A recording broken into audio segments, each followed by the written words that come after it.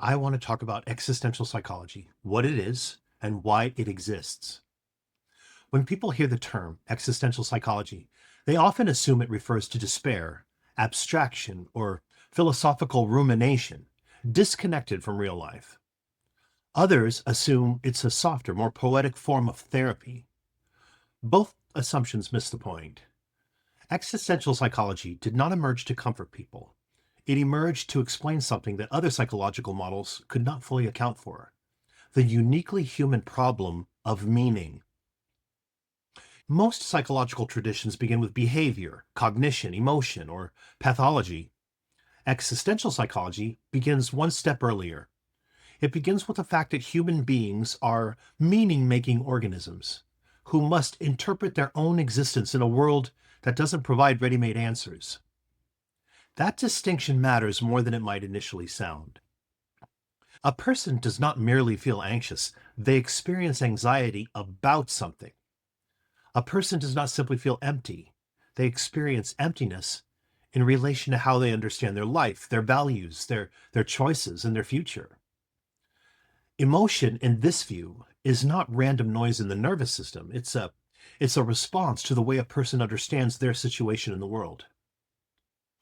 Existential psychology asks a deceptively simple question: what does it mean to be a human being who knows they exist?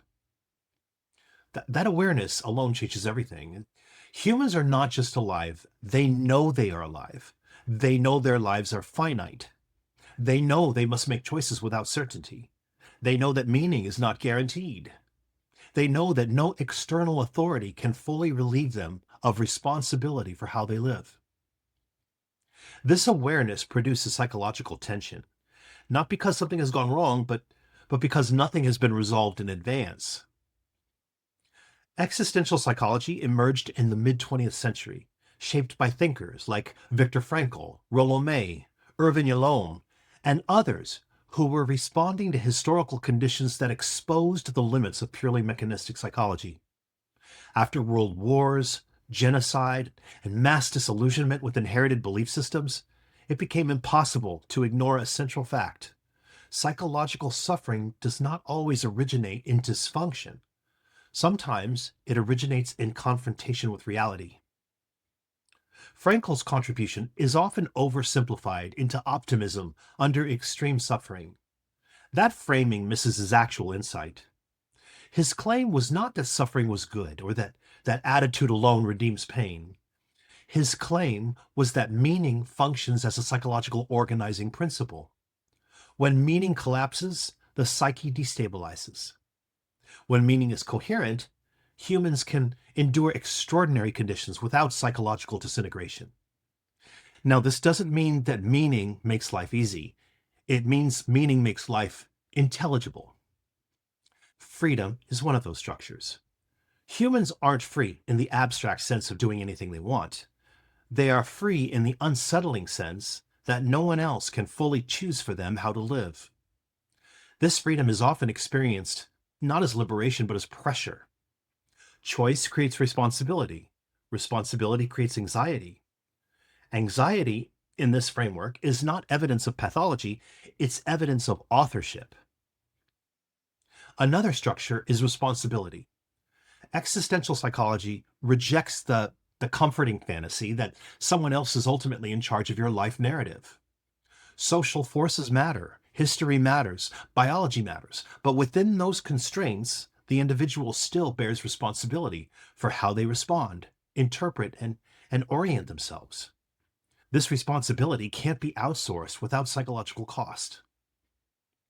Another structure is isolation. Not social loneliness, but existential isolation.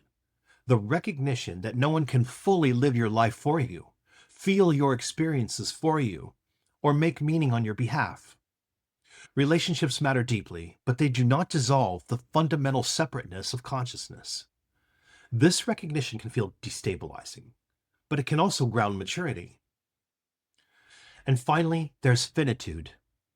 Death is not treated as a morbid fixation in existential psychology. It's treated as a boundary condition. Knowing that life ends alters how time is experienced. It introduces urgency, prioritization, and value. Without finitude, meaning dissolves into endless postponement. What distinguishes existential psychology from popular self help or even many clinical approaches is that it doesn't promise relief from those tensions. It does not seek to eliminate anxiety, ambiguity, or uncertainty. Instead, it asks how a person can live with these conditions without becoming fragmented or avoidant or rigid. In this sense, existential psychology is not about feeling better, it's about becoming more grounded in reality. It doesn't ask, how do I get rid of discomfort? It asks, what kind of person am I becoming in response to discomfort? It doesn't ask, how do I optimize happiness? It asks, what makes a life coherent, honest, and internally authored? This is why existential psychology often feels bracing rather than soothing. It assumes the individual is capable of grappling with difficult truths. It treats maturity as a psychological achievement, not a mood. In this series, I'm not interested in aesthetic existentialism or abstract philosophy detached from lived experience. I'm interested in existential psychology as a framework for understanding why so many people today feel restless, unanchored, anxious, or quietly dissatisfied, even when their lives appear stable on the surface. These are not always symptoms of disorder. Often they're signals of a meaning structure under strain. As we move forward, we will explore freedom, anxiety, responsibility, identity, isolation, and finitude, not as problems to be solved, but as conditions to be understood. Each of these concepts functions as a psychological pressure point. Ignored, they distort behavior. Understood, they organize character. Existential psychology does not give you answers. It sharpens the questions you're capable of asking. And in a world saturated with noise, certainty, and prescription, that capacity alone is psychologically stabilizing. That's where this field begins.